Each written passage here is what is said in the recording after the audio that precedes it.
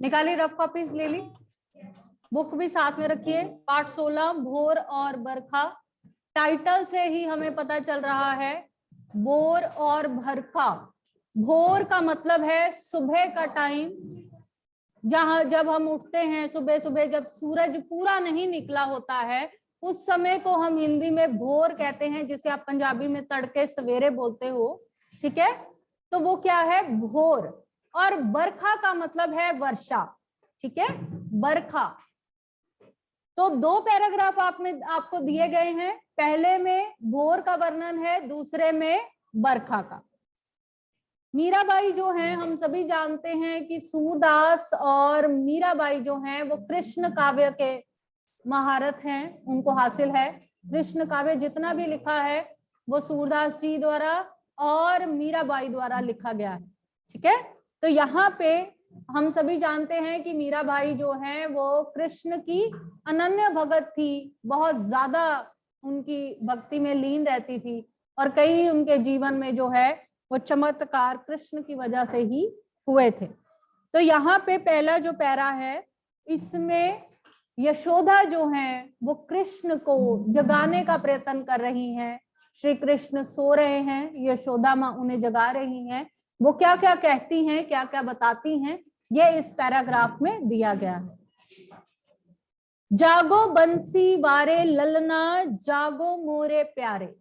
यहाँ यशोदा जी कहती हैं मेरे बंसी वाले लाल, बंसी बजाने वाले। बंसी क्या होती है, बांसुरी। ठीक है, इतना हम जानते हैं ना, बांसुरी। तो कहती है मेरे बंसी बजाने वाले, बांसुरी बजाने वाले लाल, मेरे प्यारे, अब उठ जाओ, अब जाग जाओ। रजनी बीती, रजनी आपने बहुत बार, रात का हम पर्यायवाची लिखते हैं ना, रजनी, निशा, रात्रि, राका लिखते हैं। तो रजनी बीती का मतलब यहाँ पे क्या है, रात बीत गई है। भोर भयो है, भयो का मतलब हो गई है, हो गई है, भयो मतलब हो गई, भोर मतलब सुबह।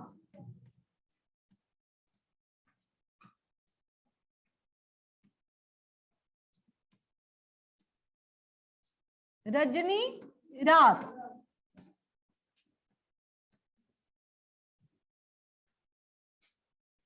भोर भयो है, घर घर खुले किवारे। घर घर के किवारे का मतलब होता है दरवाजे, घर घर के दरवाजे खुल गए हैं। किवारे मीन दरवाजे।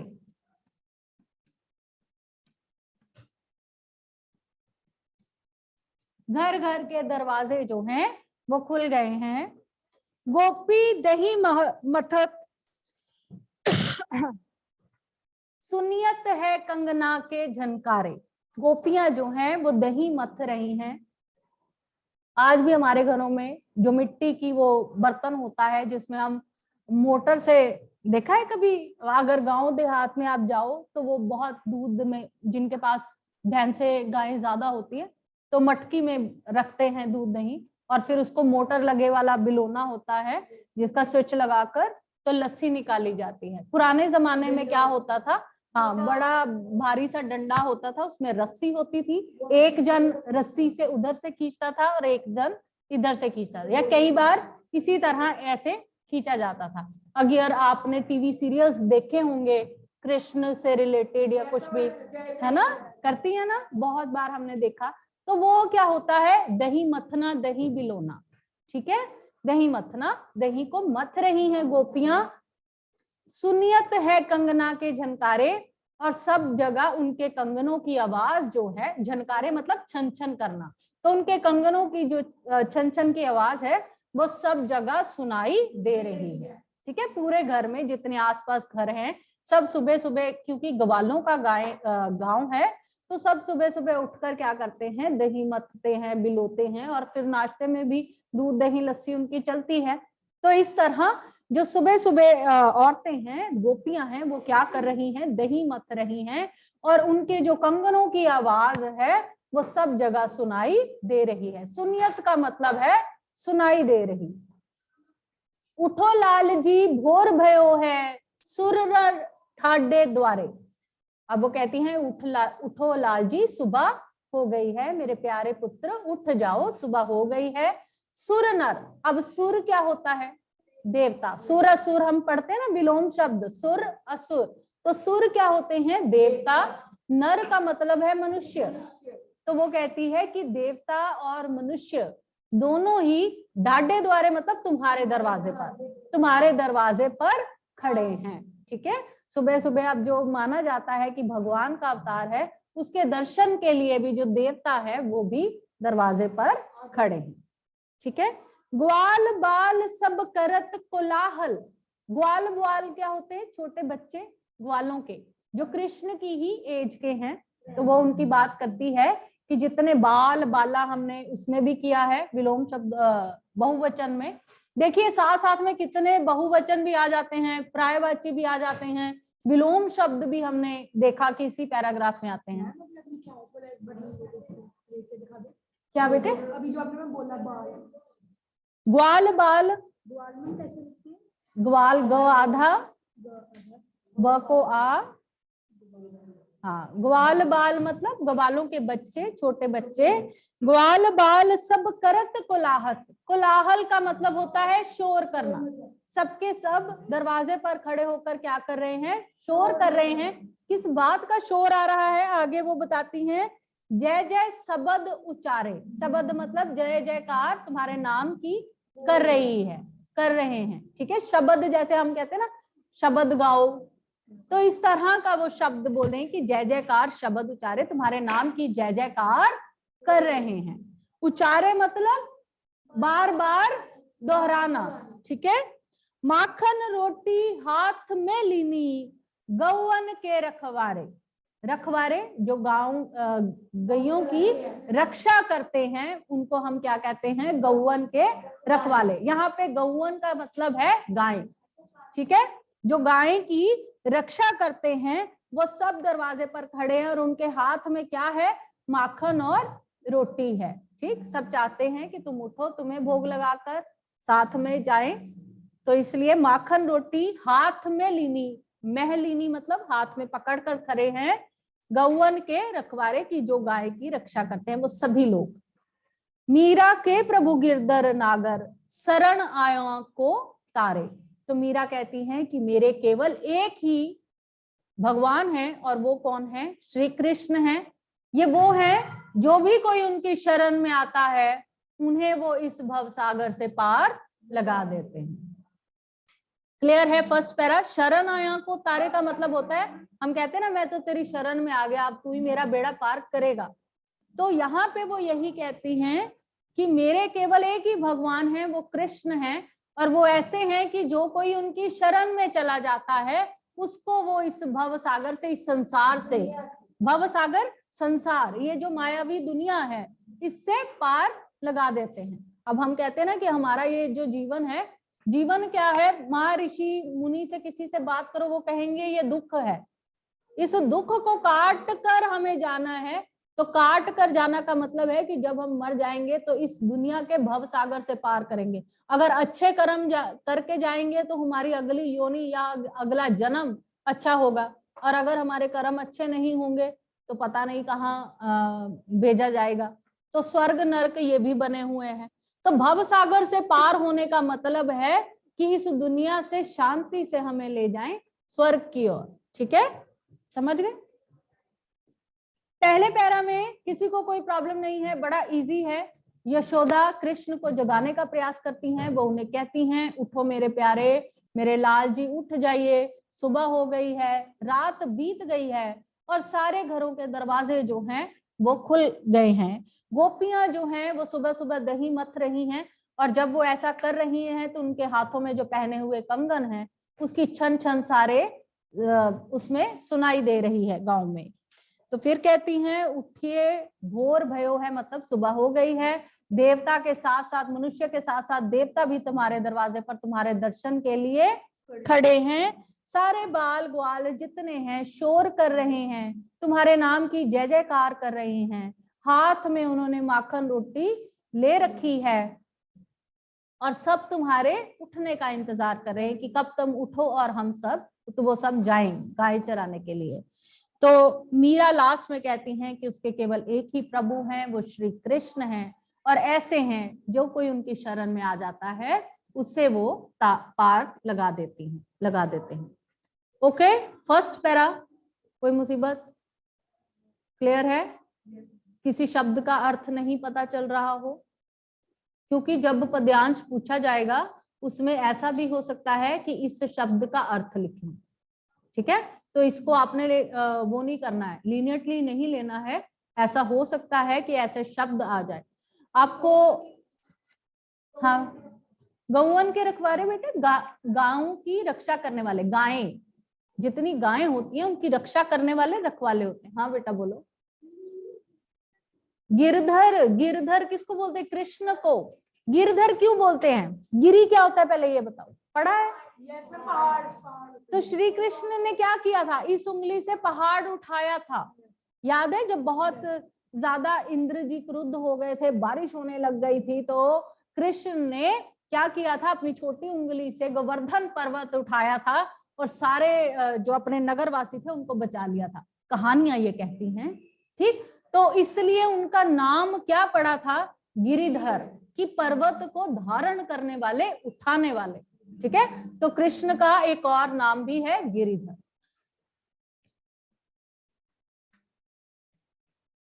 आगे चले। बरसे बदरिया सावन की मन भावन की, सावन में उमग्यो मेरा मनवा, भनक सुनी हरियावन की। उमड़ गुमड़ चहुदिस से आया, दामिनी दम के झरलावन की। नन्ही नन्ही बूंदन मेहा बरसे, शीतल पवन सुहावन की। मीरा के प्रभु गिरधर नागर, आनंद मंगल गावन की। दोनों पैरे ना बड़े अच्छे लगते हैं, गाने में भी या उनका उच्चारण करने में भी बड़ा मजा आता है। तो यहाँ पे वो सावन ऋतु का वर्णन कर रही हैं कि किस प्रकार सावन ऋतु अचानक से मन भावन हो गई। बरसे बदरिया सावन की, बदरिया का मतलब क्या है? यहाँ पे बादल, सावन के बादल बरस रहे हैं। बरसे मतलब बरस रहे हैं, मतलब पड़ रहा है, बारिश पड़ रही है। बरसे बदरिया सावन की, बदरिया का मतलब है बादल, ठीक है? सावन की, सावन की मन भावन की, सावन के बादल नहीं, ये मन को भाने वाले बादल हैं। मन भावन मतलब मन को भाने वाले, जो चीज हमें अच्छी लगे उसे हम क्या कहते हैं? मन भावन, पसंदीदा, है ना? सावन में उमग्यो मेरा मनवा, उमग्यो का मतलब होता है उमंग, उत्साह। उमग्य लिखा हुआ है इसके बीच में, उमग्यो उमंग उत्साह, ठीक है?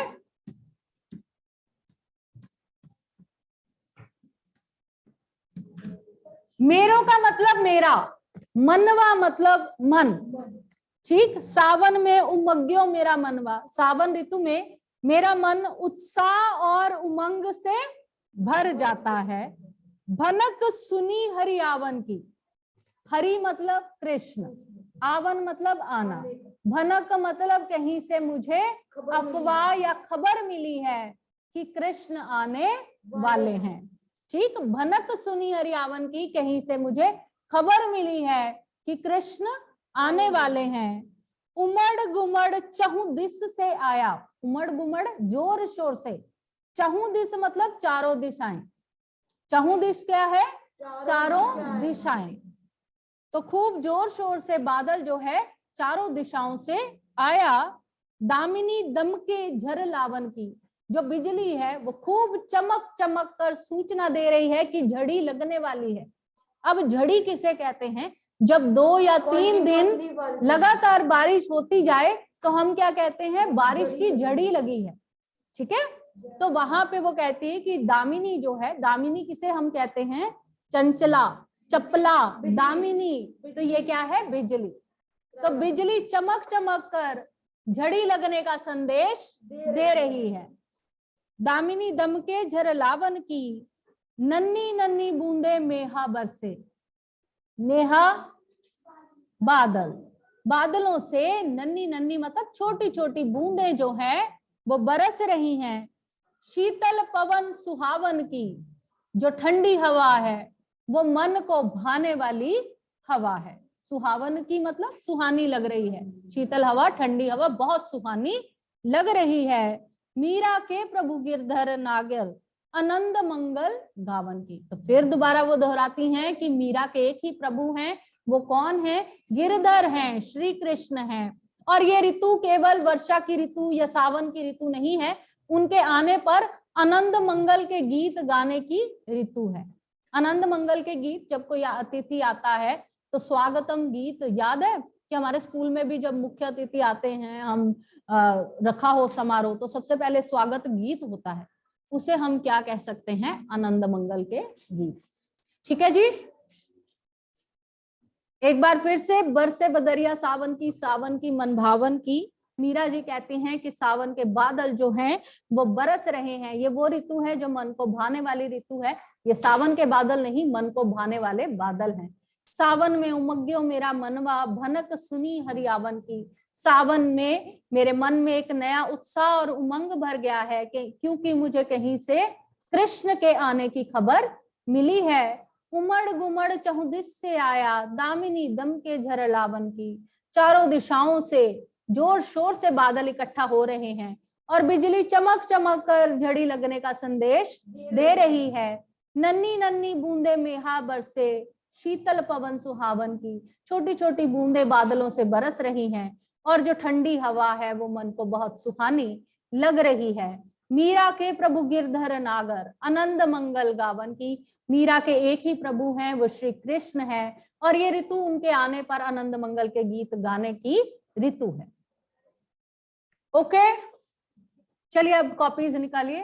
पहले पैरे का पद्यांश और फिर दूसरे पैरे का पद्यांश भी करेंगे, क्योंकि आपके सिलेबस में यही है। विप्लव गायन मैंने आपको बता दिया था कि उसका प्रश्न उत्तर कोई नहीं कर रहे हैं, उसका केवल एक प्रश्न है कि कविता का भाव क्या है या कवि क्या कहना चाहता है। तो उसका उत्तर भी सबको पता है। हाँ, कवि क्रांति के द्वारा समाज में बदलाव लाना चाहता है, पुराने बेकार या गलत रीति रिवाजों को खत्म करना चाहता है। विप्लव गायन, उसका सिर्फ एक प्रश्न हम करेंगे, मैंने आपको बता दिया था, लास्ट वाला जो चैप्टर था पोएम है। चलो जी,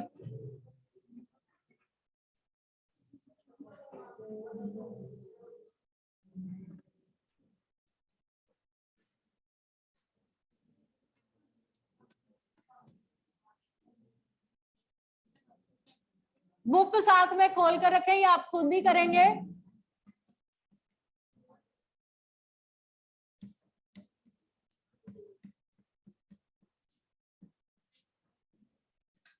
जैसा कि गद्यांश और पद्यांश में आप जानते हैं, पहला प्रश्न जो है वो हमेशा सेम होता है। बिल्कुल सही। प्रस्तुत पंक्तियां किस कविता से ली गई हैं? वो भी, हाँ, प्रस्तुत पंक्तियां।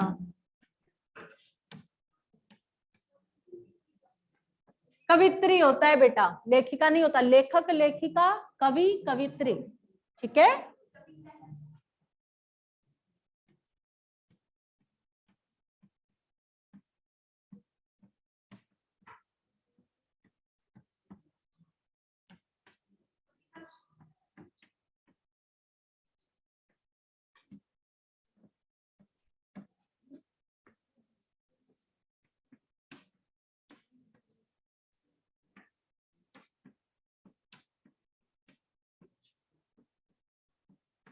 प्रस्तुत पंक्तियां किस कविता से ली गई हैं? दूसरा, इन पंक्तियों की कवित्री के स्पेलिंग कौन बताएगा मुझे?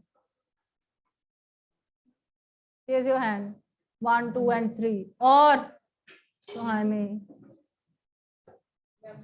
आजा।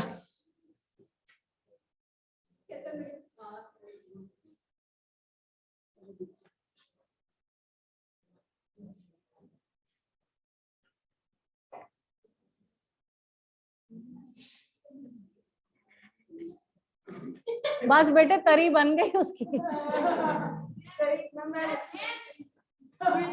आजा कनिक्ष, आजा। रुको, मुझे पता है जिन जिनको आते हैं, जिनको नहीं आते।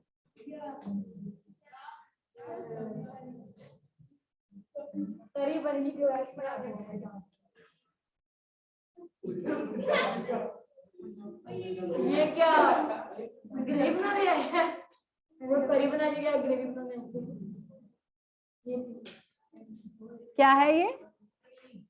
आपको नहीं आते। चलो और कौन बताएगा? ये गलत है। हाँ बेटे आजा। भूल मत जाया करो, हमने विलोम में ये किया होता है, विलोम नहीं लिंग बदलो में। पर ये क्या होता है जब हम बड़े क्लासेस में जाते हैं तो हम वही रट्टिफिकेशन वाली बात है, जो हमने बुक में अपने में पढ़ना है बस वही पढ़ना है, आगे पीछे अपने ध्यान में नहीं रखना कि इसका क्या हो सकता है बस। चलो और आओ, कौन आएगा? कृष्णा आजा, फिर उसके बाद तेरी टर्न। कोई अच्छा सच में इंस्पेक्शन पे आ जाए स्पोर्ट्स, वो आते ही यहाँ 7th क्लास के बच्चों को बोले कवित्री लिख के दिखाओ, मैं कहती हूँ लानते फेरेगा मुझ पे कि ये कैसी हिंदी की टीचर है, बच्चों को कवित्री लिखना नहीं आता।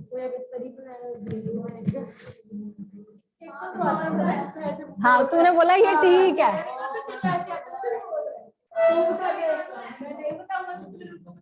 आजा बच्चे आजा, ये गलत है। कोई तो सही लिखेगा, देखने दो जरा मुझे।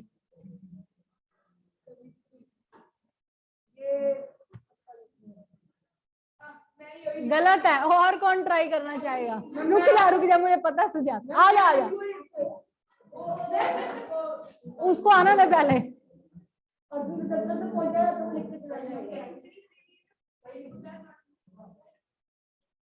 बोलो कवित्री कैसे बोलते हैं? बोलो कवित्री, कवि कवित्री। व को ई की मात्रा सुनाई दे रही है किसी को?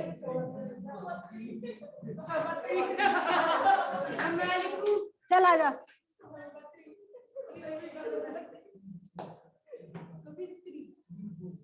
हाँ तो बता मुझे, तूने बिल्कुल एक्यूरेट उसका बोला है, अब मुझे बता व को ई की साउंड सुनाई दे रही है? चल छोड़ भाग जा, पहले भी तो यही किया। आजा आजा आजा सुन।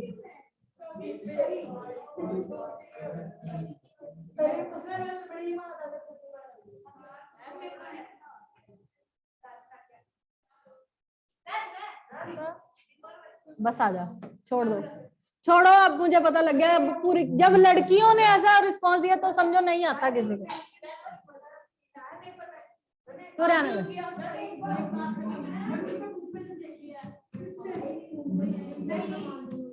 याद रखें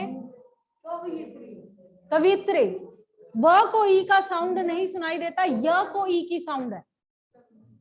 इन पंक्तियों की कवित्री कौन है?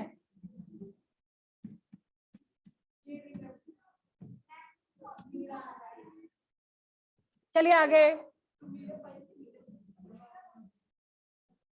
यशोदा किसे जगा रही हैं?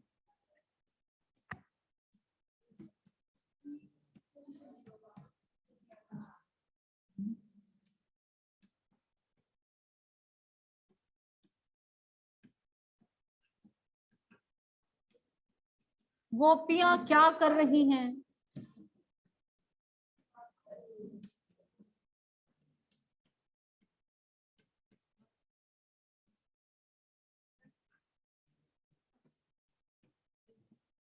द्वार पर कौन खड़ा है?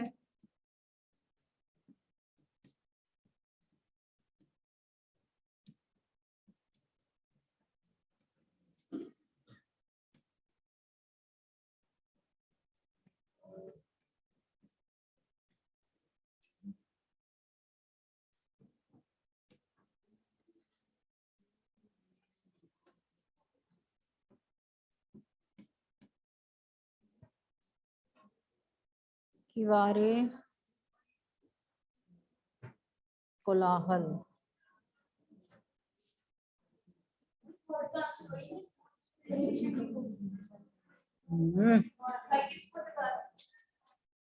कौन पूछ रहा है?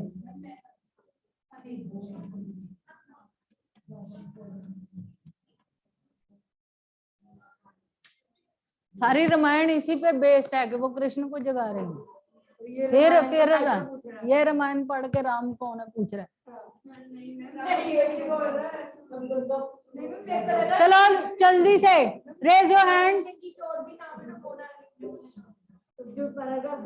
प्रस्तुत पंक्तियां, ऊपर नाम लिखा ही है, प्रस्तुत पंक्तियां भोर और बरखा कविता। अब जब आप भी गद्यांश करेंगे तो बेटा ये याद रखें कि आपको टाइटल में कुछ भी चेंज नहीं करना।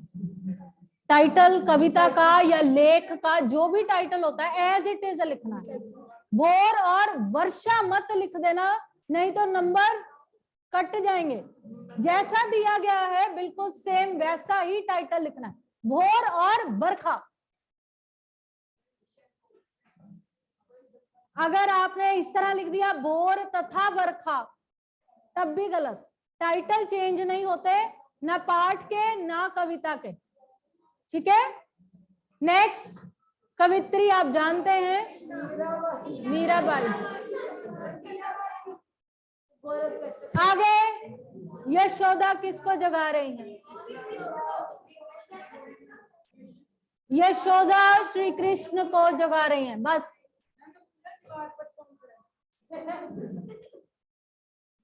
गोपियां क्या कर रही हैं? दही मथ रही हैं, मक्खन निकाली, कुछ भी लिख सकते हो। ठीक है, दही मथ रही हैं। ऑब्वियसली जो दिया गया वही ज्यादा लिखो तो नंबर, कई बार चेक मैंने नहीं करना, किसी और ने कर लेना तो मुसीबत हो जाती है। ठीक है, जैसे इस बार हमारे पेपर में वाच्य की प्रॉब्लम हुई थी, इन्होंने सारी जो वाच्य बिल्कुल ठीक थे वो भी गलत कर दिए थे जिन्होंने पेपर चेक करा। मैंने बोला था कि मेरे पास आ जाना, मैंने बाद में ठीक किए थे, क्योंकि कभी ऐसा होता है कि बंडल हमारे हाथ में नहीं होते चेक करने वाले, कि पलट के मिलते हैं। ठीक है, उस हिसाब से अगर कुछ ऐसा डाउट लगता है तो आके फिर बाद में पूछ लिया करो। आगे गोपियां, द्वार पर कौन खड़ा था?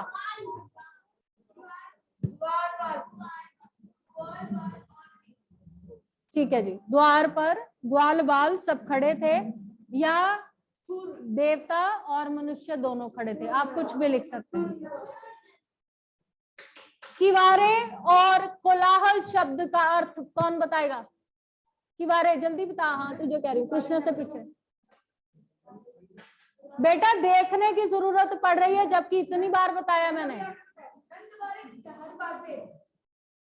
किवारे का मतलब है दरवाजे। कोलाहल, कोलाहल शोर।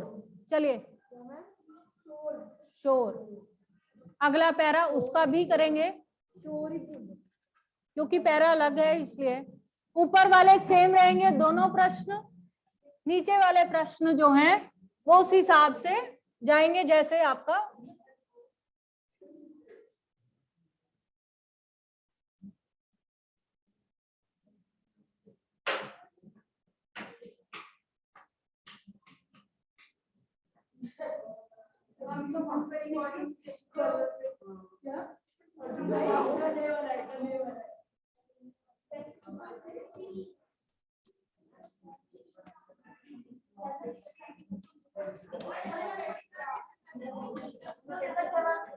Keep quiet everyone.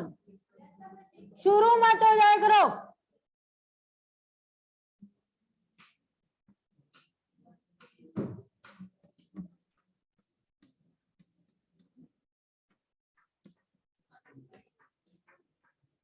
ठीक है,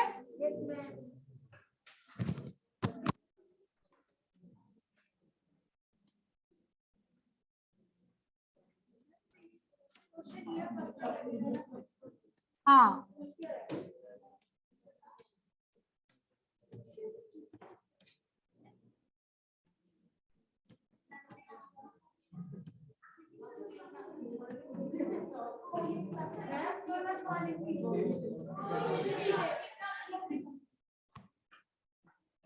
मीरा का मन उमंग से क्यों भर गया?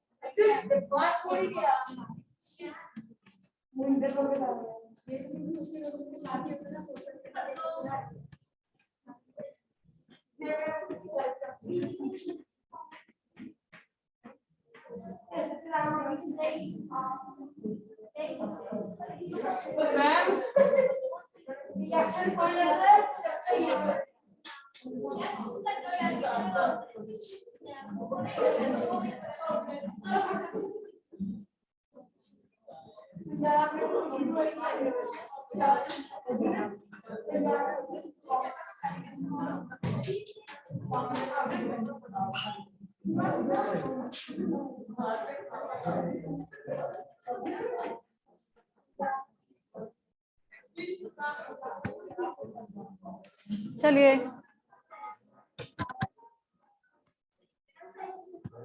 मीरा जी का मन उमंग से इसलिए भर गया क्योंकि उन्होंने कहीं से कृष्ण के आने की खबर मिली। दूसरा, चारों दिशाओं से क्या आ रहा है? बादल आ रहे हैं। बिजली क्या संदेश दे रही है? घड़ी लगने का संदेश दे रही है। बूंदन का अर्थ होता है बूंदे और उमग्यों का अर्थ है उमंग वरना। ठीक है। अनुप्रास अलंकार याद है आप लोगों को? क्या होता है? कल इसको जरूर डिस्कस करना है एक बार।